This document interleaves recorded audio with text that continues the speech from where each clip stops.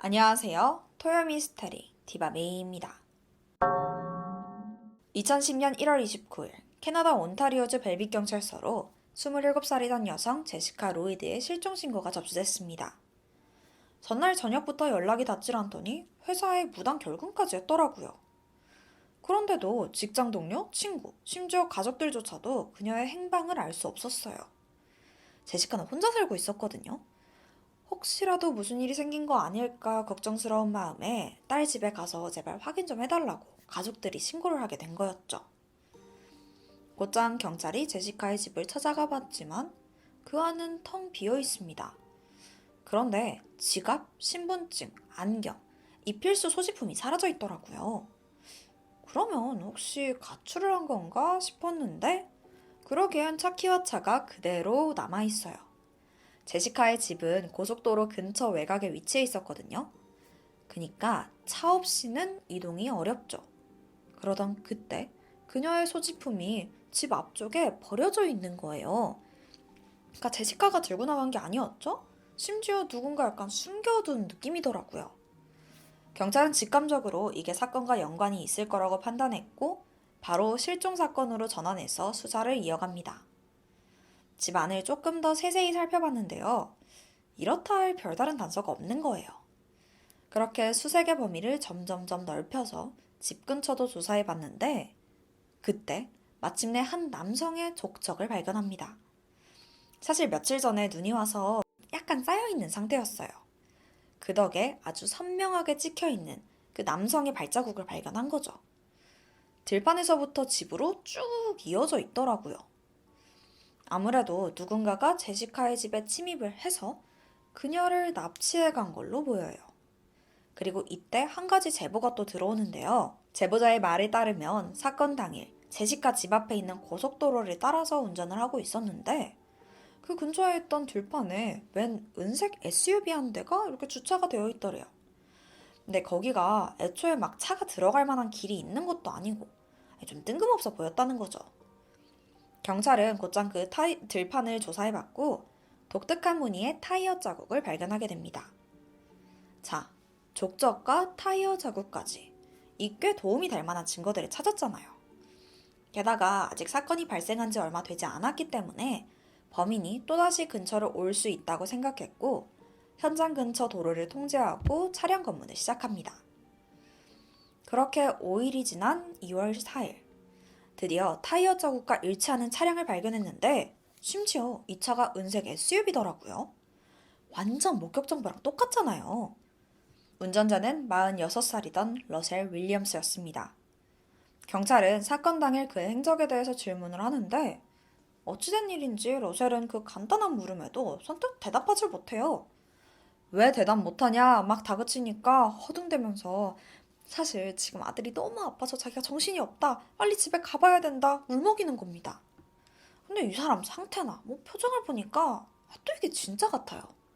경찰은 결국 그의 신원만 확보하고 얼른 아들한테 가보라고 그를 보내주게 됩니다. 근데 일단 그래도 목격 정보랑 일치하는 차량인 거잖아요. 그래서 러셀에 대해서 나중에 더 조사를 해보는데 여기서 충격적인 사실이 밝혀져요. 그러니까 이 남자가 결혼을 하기는 했어요. 근데 자식이 아예 없더라고요. 와, 이거 거짓말한 거예요. 완전 수상하잖아요. 경찰은 그를 유력 용의자로 판단했고 다음날 다시 서로 부르게 됩니다. 근데 또 웃긴 게 전날에는 그렇게 도망치더니 순순히 또 경찰 출석은 하더라고요. 그리고 경찰서에 들어선 그를 보는 순간 모두들 그가 범인임을 확신했다고 해요. 그 이유가 러셀이 신고 온 신발이 사건 현장에서 발견된 족적과 일치한 신발을 신고 왔거든요. 심지어 사이즈까지 똑같아요. 이때부터 경찰은 그를 강하게 압박하기 시작했습니다. 뭐 족적이랑 뭐 목격자 증언까지 해가지고 꼬치꼬치 캐물었죠? 얼마나 지났을까요? 몇 시간 동안 한마디도 하지 않던 러셀이 갑자기 한숨을 푹 쉬더니 마침내 입을 열었습니다. 그렇게 사건의 전말이 밝혀진 거예요. 제시카 실종 당일, 러셀은 목격 정보 그대로 고속도로 근처 들판에 차를 주차한 후에 제시카 집으로 몰래 침입했습니다. 그리곤 자고 있던 그녀를 결박한 뒤에 성폭행했고요. 그 와중에 막 사진과 동영상을 여러 장 남기기까지 해요. 제시카도 가만히 있진 않았어요. 막 발버둥 쳤죠. 하지만 그녀의 반항이 거세지니까 러셀은 그 목을 졸라 기절시킵니다. 그 사이에 제시카 집에 남은 자신의 흔적들을 치웠고 기절한 제시카를 데리고 자신의 집으로 향해요. 그리고 거기서 또다시 성폭행을 저질렀고요. 그 사이에 정신을 차린 제시카는 제발 살려달라고 빌었어요. 그녀는 그가 요구하는 모든 걸 무려 15시간 동안 들어줬지만 끝내 목이 졸려 살해당한 겁니다. 그 후 러셀은 그녀의 시신을 외진 숲에 유기했고 너무 소름 끼치게도 다음날 아침 아무 일도 없던 것처럼 멀쩡히 출근까지 해요. 근데 여러분, 이 범행이 초범이라기엔 너무나 대범하고 또 계획적이지 않나요? 그 긴박한 사이에 집 청소까지 했다는 게 이게 첫 번째 범행일 리가 없잖아요. 경찰도 똑같이 판단했고 그에 대한 수사를 이어갑니다. 그렇게 러셀의 집을 조사해보기 시작했는데 그 안에서 상상 이상의 믿을 수 없는 진실을 마주하게 돼요. 그의 집 안에서는 수많은 사진이 들어있는 외장하드와 그의 일기장, 그리고 엄청난 양의 여성 속옷이 발견됩니다. 심지어 그 속옷들이 굉장히 가지런하게 예쁘게 정리되어 있어요. 솔직히 좀 충격적이죠. 근데 외장하드 속 사진은 더 최악이에요. 그 안에는 여성 속옷을 입은 그 본인 사진이 있는 겁니다. 그러니까 러셀이 그 여자 속옷을 입고 사진을 찍은 거예요. 와, 진짜 미친 거 아니에요? 이거 너무 저질스럽잖아요. 대체 지금까지 무슨 짓을 저지르고 다녔던 걸까요? 자, 이 인간의 실체가 드러나면 날수록 진짜 최악이거든요. 마음 단단히 드셔야 돼요. 자, 그 전에 러셀이 어떤 사람인지 좀 알아봐야 되는데요. 그는 1963년 영국에서 태어났고 5살이 되던 해 캐나다 온타리오주로 이민을 갔어요. 유복했던 가정 환경 덕에 어린 시절부터 하고 싶었던 건 전부 누리고 살았죠. 그래서인지 뭘 강하게 갈망해 본 적이 없었다고 합니다. 그러던 어느 날, 그가 정말 바라는 큰 꿈이 하나 생기는데요. 여러분, 혹시 그 영화 탑건 아시나요? 톰 크루즈 나오는 그 공군 관련된 영화잖아요. 최근에 후속작이 개봉하기도 했었고요. 러셀이 이 영화를 보고 진짜 푹 빠진 거예요. 그리고 자기도 톰 크루즈처럼 멋진 공군이 되겠다라고 마음을 먹게 되죠. 근데 또 이 사람 추진력이 장난 아니에요. 곧장 공군에 입대했고 또 이게 또 적성에 맞았나 봐요. 입대 후에 그의 앞날은 정말 탄탄대로였습니다. 성실하고 모범적인 모습으로 주변의 인정을 받으면서 빠르게 진급했고 4년 만에 대위가 돼요. 그리고 그 해에 5살 연상인 아내와 성대한 결혼식도 올립니다. 몇 년 후인 1994년에는 고위급 인사를 모시는 VIP 항공기 조종사로 임명이 되기도 하고요. 근데 이게 진짜 대단한 게 이 사람이 모셨던 사람만 봐도 엘리자베스 여왕, 캐나다 총독 같은 진짜 VVIP들만 있는 거예요. 또 비행은 엄청 잘했나 봐요. 그 능력을 인정받아서 훈장도 굉장히 많이 수여받고 모두의 존경을 한몸에 받았습니다. 2009년 7월에는 캐나다에서 가장 규모가 크고 중요한 공군기지인 CFB 트렌톤의 사령관으로 취임되면서 그의 커리어는 정점을 찍었습니다. 진짜 이렇게만 보면 완전 완벽한 인생이잖아요. 하지만 그런 러셀에게 아무도 모르는 숨기고 싶은 취미가 하나 있었습니다. 그게 바로 여성 속옷을 입고 사진을 촬영하는 거였죠. 근데 진짜 문제는 이 속옷들이 전부 훔친 속옷이라는 거예요. 자, 이제부터 그의 저질스러운 범행 이력이 하나하나 밝혀집니다. 사실 러셀과 아내는 2년 반째 주말 부부로 지내고 있었어요. 아무래도 군 고위 간부다 보니까 일이 점점 바빠졌고 결국 아내와 함께 살던 캐나다 오타와 지역을 떠나서 트웨이드 지역에 따로 별장을 마련하게 됩니다. 여기는 그 부부의 집에서 2시간 반 정도 떨어진 거리에 위치했죠. 그리고 아내와 떨어져 지내는 기간 동안 그는 무려 48채가 넘는 집에 침입했고 1366개의 속옷을 훔쳤어요. 근데 이 정보가 되게 구체적이죠? 이렇게 자세한 기록이 남은 데에는 또 이유가 있는데 러셀이 범행을 저지를 때마다 모든 걸 세세하게 기록해뒀어요. 이 모든 사실이 그의 일기장에 전부 남아 있었죠. 이 자료는 심지어 체계적이기까지 합니다. 집을 하나하나 분류돼서 또 사진을 찍어뒀는데 처음에는 그 방의 전체적인 모습, 그 다음에는 속옷이 정리되어 있는 서랍장의 모습, 그리고 마지막에는 바닥에 펼쳐서 자세히 찍어둔 사진까지 이걸 다 순서대로 정해둔 거예요. 근데 이게 끝이 아니에요. 제일 최악인 게 남았는데 그 속옷을 자기가 입거나 알몸으로 그 여성들의 방에 누워있는 그 본인 모습을 다 찍어놔요. 종종 방에 있는 인형들이랑 막 포즈를 취하기도 하고요. 이게 너무 더럽잖아요. 진짜 완전 소름 끼치죠. 그의 첫 범행은 2007년 9월 9일 이웃집에 침입하면서 시작됐습니다. 사실 이웃들하고 굉장히 친하게 지냈다고 해요. 종종 같이 캠핑도 갈 정도였고요. 그러다가 가족들이 이번 주말에 집을 비운다는 사실을 알게 됐고 곧장 범행을 계획합니다. 그리고 사건 당일 너무나도 쉽게 그들의 집에 침입했고 곧장 12살이던 딸의 방으로 향해요. 그리고 무려 2시간이 넘게 아이의 방에 머무르면서 막 속옷도 입어보고 방에 있는 인형을 들고 막 추잡스러운 포즈로 사진을 남기기도 하고요. 다행히 그 사진은 공개되진 않았어요. 진짜 상상하기도 싫죠. 이 사건 이후에 러셀은 이 스릴에 맞들렸는지 이웃집에 8번이나 더 침입해서 변태 행위를 이어갔습니다.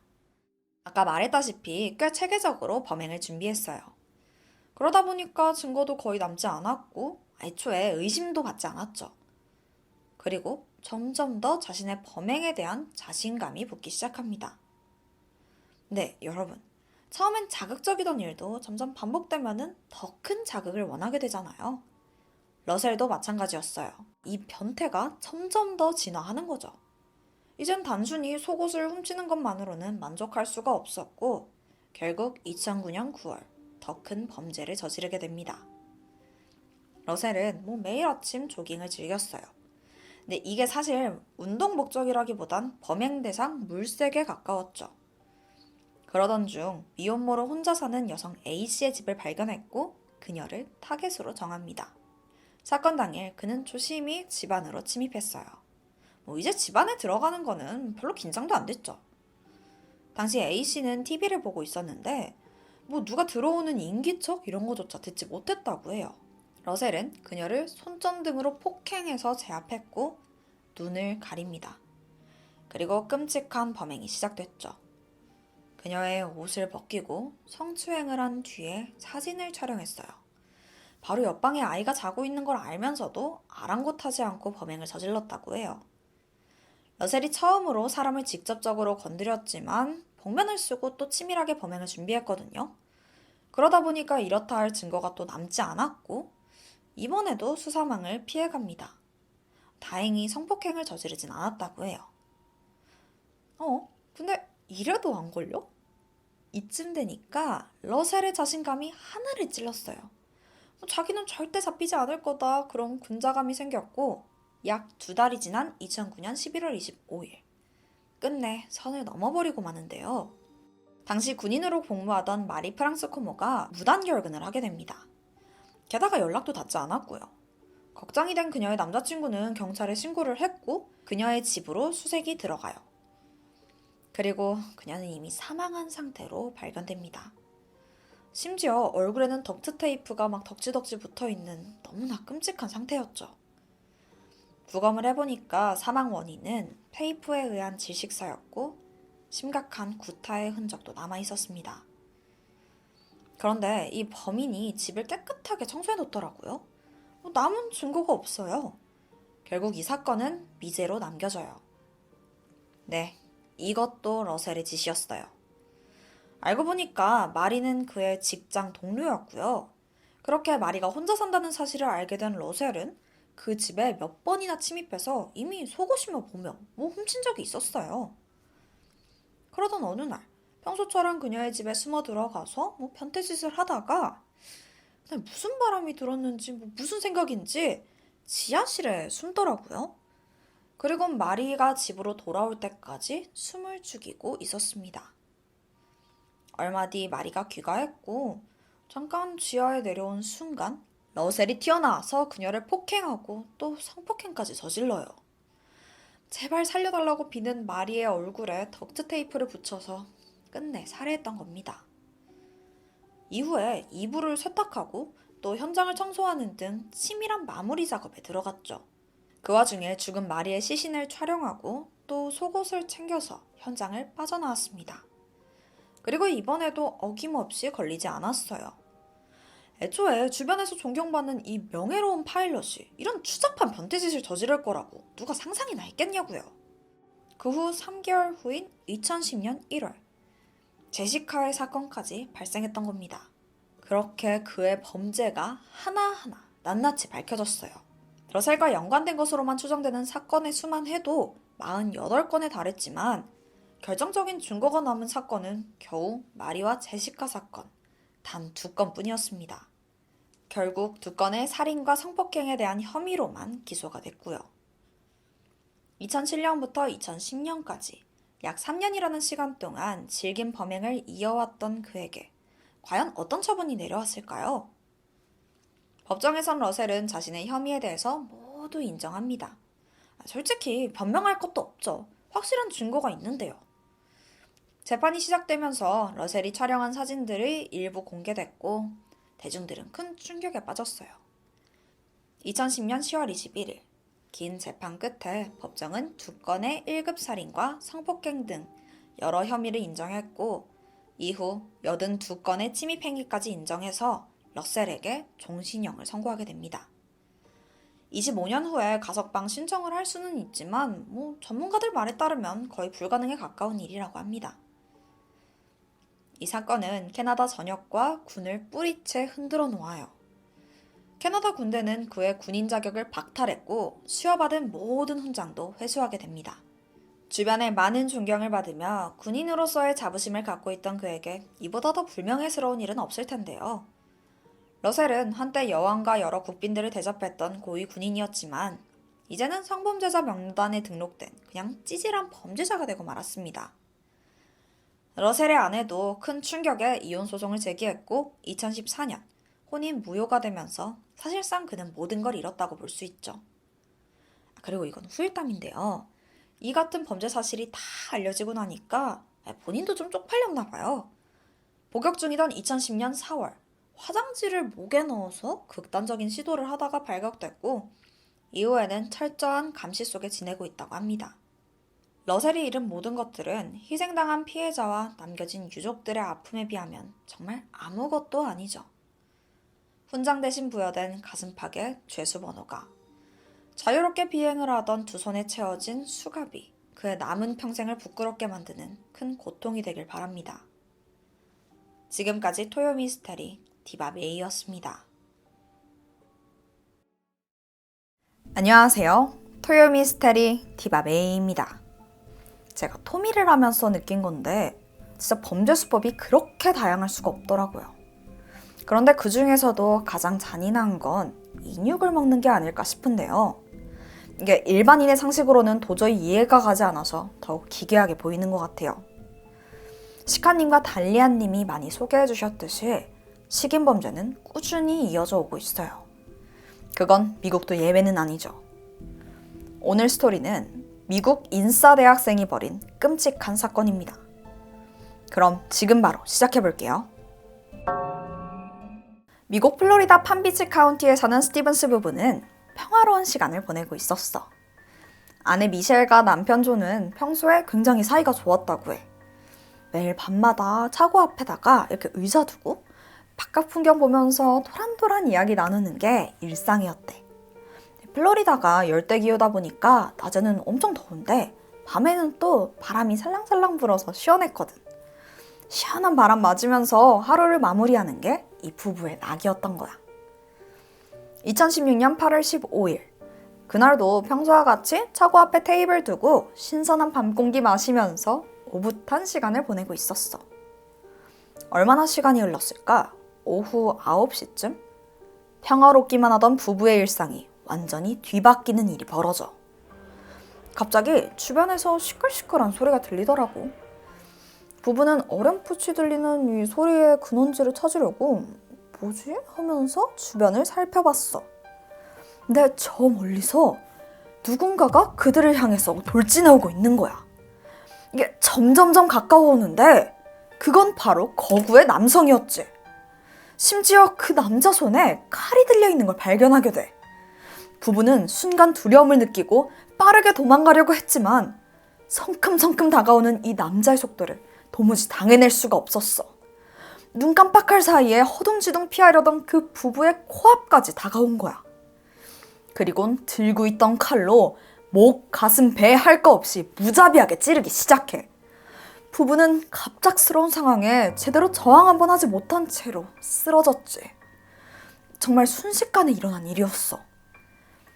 평화롭던 거리는 부부의 살려달라는 괴로운 비명소리가 울려 퍼졌고 이웃들은 놀라서 하나둘씩 밖을 내다보기 시작해. 범인은 사람들의 시선을 느낀 듯 했지만 멈출 생각은 없어 보이더라고. 아랑곳하지 않고 부부를 향한 공격을 이어가는 거야. 길 한복판에서 벌어진 이 끔찍한 사건에 다들 경악했어. 가장 먼저 이 사건을 목격한 이웃이 당장 911에 신고를 했고 경찰이 빠르게 도착했지. 현장에 도착한 경찰들은 모두 충격을 받았어. 눈앞에 펼쳐진 이 광경이 너무나 끔찍해서 도저히 믿을 수가 없을 정도였다고 해. 길거리에는 피가 흥건했고 저 멀리 아내 미셸이 피투성이가 된 채 바닥에 쓰러져 있는 거야. 그녀의 상태를 빠르게 확인했지만 이미 사망한 상태였어. 잠깐만, 그러면 남편은? 경찰은 금방 남편 존을 발견할 수 있었어. 그런데 그 상황이 너무나 끔찍해. 범인이 남편 위에서 여전히 그를 공격하고 있더라고. 존은 살려달라고 애원하면서 소리쳤지만 그는 멈출 생각이 없어 보였지. 그런데 범인의 입에 피가 잔뜩 묻어 있는 거야.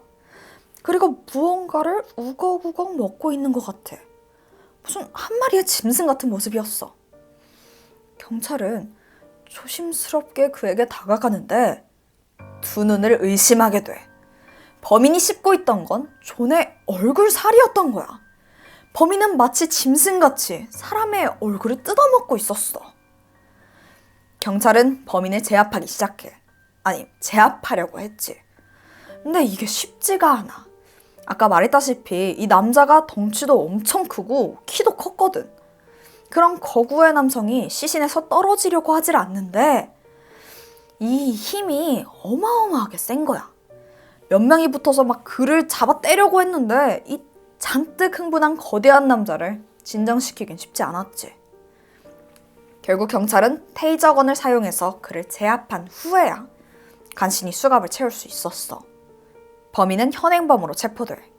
이 남자가 잡혀가면서 한마디를 하는데 내가 사람을 먹었어요. 날 죽여주세요.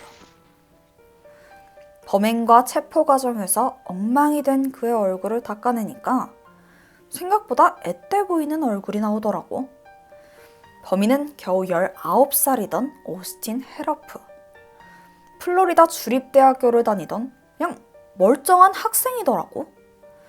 그리고 충격적인 사실도 하나 밝혀지는데 오스틴은 심지어 학교에서 완전 인싸였대. 친구도 많고 막 파티도 자주 참석하고 인기도 많은 활발한 성격이었다고 해. 게다가 집이 꽤 잘 살아서 남부러울 것 없이 살아왔어. 아버지는 치과의사에 어머니는 약사로 어릴 때부터 해변가에 위치한 으리으리한 저택에서 지냈었고 중학교 때부터 고등학교 때까지는 레슬링과 럭비도 잘해서 선수를 한 적이 있을 정도였어. 근데 둘 다 좀 덩치가 커야지 할 수 있는 운동이잖아. 그래서 그렇게나 체격이 좋았던 거야. 당시에 키도 180에 90kg로 덩치가 엄청 좋았다고 해. 경제적으로도 또 인간관계도 부족함이 하나 없어 보이는데 어쩌다가 이런 끔찍한 범죄를 저지른 걸까? 혹시 그 피해자 부부한테 원한이 있었던 건 아니었을까? 그렇지 않고선 이렇게 잔혹하게 살해한다는 게 말이 안 되잖아. 그런데 놀랍게도 범행 동기는 끝내 밝혀지지 않았어. 오랜 기간 동안 수사를 이어온 경찰도 도무지 이해를 못하겠다면서 혀를 내두를 정도였지. 심지어 경찰들이 계속해서 조사를 해보는데 뭐 아무런 연관성이 없는 거야. 주변인들도 이게 믿기지 않는다는 말만 반복했어. 다들 하는 말이 애가 엄청 순하고 착했대. 심지어 럭비 경기를 할 때조차 막 애들 밀치고 막 이런 걸 못하는 거야. 그래서 공격 쓰면서 공격도 못하냐 이러면서 코치한테 혼날 정도로 친구들 사이에서 완전 순둥이였다고 하더라고. 그러면 뭐 길 가다가 시비를 붙었다던가 그런 건가? 하고 생각해봤는데 이 사건 전후의 상황을 살펴봐도 이게 말이 안 되거든? 오스틴은 범행 직전까지 가족들과 함께 외식을 하고 있었어. 진짜 부부랑은 일면식도 없던 사이였던 거지. 근데 여동생이 말하길 요 근래 오빠가 컨디션이 좀 안 좋아 보였대. 사실 오스틴이 며칠 전부터 좀 이상한 말도 하고 평소 같지 않았다는 거야. 갑자기 뜬금없이 동생한테 야, 나 사실 반인반견이야. 이런 얘기도 했고. 근데 이게 뭔지 알아? 그 반인반견이라는 게 반은 인간이고 반은 개라는 거거든? 이게 뭔 소리야 이게? 솔직히 말도 안 되는 소리잖아. 그래서 동생도 뭐래? 이러고 별 생각 없이 넘어갔었던 거고. 근데 그때부터 오스틴은 자기 말을 증명이라도 하려는 듯이 동물스러운 행동을 하더라고. 이게 어떤 식이냐면 막 집 근처에 덤불 헤집고 다니고 막 자기가 개처럼 빨리 달릴 수 있다 이러면서 마당을 미친 듯이 질주하기도 하고 키우는 강아지 자리 뺏고 계속 이상하게 행동하는 거지. 그렇게 사건 당일 그날 가족들이랑 식당에서 외식했다고 했잖아. 근데 밥 먹는 내내 막 흥분한 개처럼 막 숨 거칠게 쉬고 막 씩씩거리더래. 와 진짜 가족들 당황스럽지. 그래서 왜 이래 이러면서 애를 말리는데 갑자기 벌떡 일어나더니 아 음식이 왜 이렇게 늦게 나와? 라고 소리치면서 화를 내더니 그대로 자리를 박차고 나가버리는 거야. 근데 얘가 얼마나 빨리 달리던지 가족들이 뭐 따라갈 수도 없을 정도였어. 그렇게 팜비치 카운티의 길거리를 개처럼 질주하다가 피해자인 스티븐스 부부를 발견하게 된 거야. 그리고 그들에게 돌진해서 무참히 살해한 거지. 경찰서에 잡혀간 오스틴은 순순히 범행을 시인했어. 그리고 경찰에게 입에서 씹다 남은 그 찌꺼기를 뱉어서 보여주는데 그 안에는 존의 것으로 보이는 살점과 머리카락이 잔뜩 엉켜 있었다고 해. 이게 너무 기괴하잖아. 아니 이게 제정신인 사람이냐고. 결국 경찰은 이게 맨정신으로는 할 수 없겠다라고 판단했고 마약 검사를 진행해보기로 결심해. 오스틴이 환각제에 취해 있다는 거 말고는 이 범행에 대해서 도저히 설명할 길이 없는 거야. 생각해보면 오스틴이 범행 전부터 쥐가 개라고 주장하면서 이상한 행동했지? 거기다가 이 끔찍한 범행까지 생각하면 오히려 약을 안 했다는 게 더 이상해. 자, 그래서 결과는 어떻게 나왔을까? 놀랍게도 결과는 음성. 마약 성분이 전혀 검출되지 않은 거야. 그러니까 맨정신으로 처음 보는 사람을 칼로 찔러서 살해하고 그의 얼굴까지 뜯어먹은 거지. 얼마 뒤 오스틴의 재판이 시작됐어. 변호인단은 기다렸다는 듯이 심신미약을 주장하더라고. 온전하지 못한 정신상태 때문에 벌어진 우발적인 사고였다는 게 그들의 생각이었지. 오스틴은 범행을 저지른 사실조차 기억하지 못할 정도로 제정신이 아니었다는 거야. 그러면서 정신과 진단기록과 가족들의 증언을 증거로 제출했어. 오스틴은 한동안 스스로 초능력이 있다고 믿고 또 자기가 신이라도 된 것 마냥 이 세상의 모든 문제가 언젠가는 자기가 해결해야 될 숙제라고 이야기하고 다녔대. 거기다가 이상한 종교 사상을 갖더니 악마가 자꾸만 자기를 쫓아온다라는 착각을 하기도 했고 심할 때는 직접 악마를 봤다면서 막 덜덜 떨기도 해. 그리고 종종 자작곡을 썼는데 그중 한 곡의 가사가 충격적이야. 소녀의 얼굴을 맛있다고 표현하더라고. 근데 이게 피해자 존의 얼굴을 먹은 것과 좀 연관이 있어 보이지? 그러니까 오스틴은 심각한 양극성 장애와 급성 조울증을 앓고 환각을 목격한 적도 있다면서 정상적인 사고가 안 되는 상태였다는 게 그들의 주장이야. 그러면서 오스틴은 원래 착한 아이였는데 그냥 마음의 병 때문에 순간적으로 사람이 바뀐 것뿐이다 라고 하더라고. 당연히 이 주장에 유족은 강하게 반발했고 검찰 역시 심신미약으로 넘어가기엔 너무나 잔혹한 범죄라면서 무기징역을 구형했어. 그렇다면 판사는 어떤 결정을 내렸을까? 오스틴의 판결은 무죄. 정신적인 문제가 있다는 주장이 받아들여진 거야.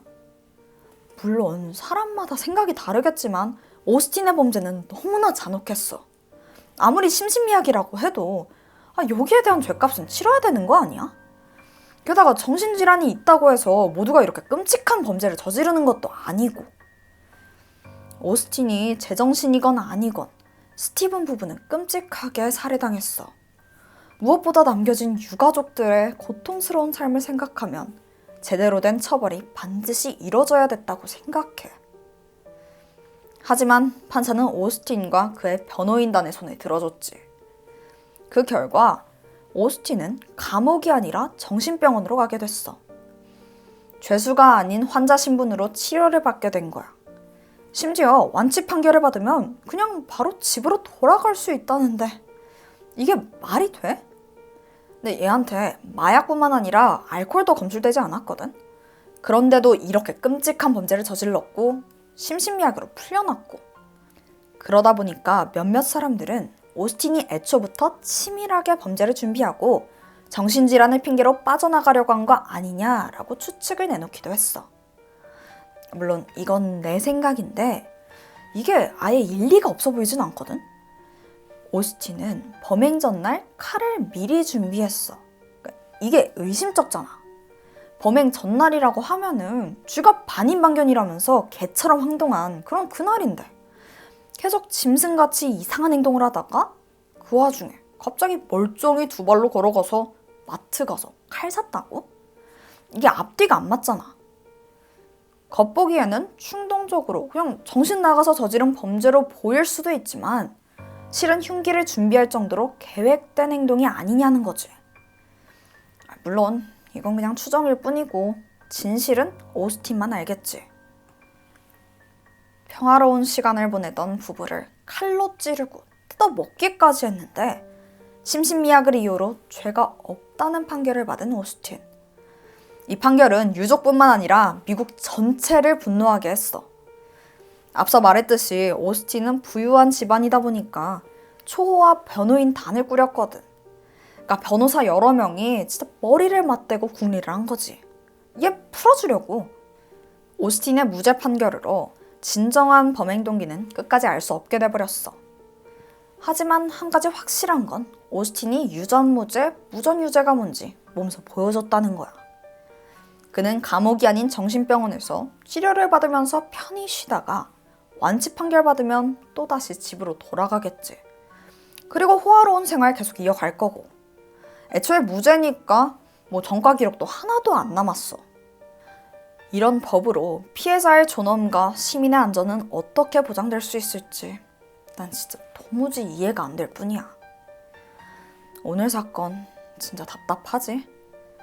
난 정말 이 스티븐 부부가 너무나 안타까웠어. 아니 마른 하늘에 날벼락같이 공격받고 심지어 범인은 제대로 된 처벌도 받지 않았잖아. 나는 앞으로 돈이 아니라 죄로 심판을 받을 수 있는 세상이 오길 바래. 내가 준비한 스토리는 여기까지야. 나는 다음 주에 새로운 이야기로 돌아올게. 지금까지 토요 미스테리 디바 메이였습니다.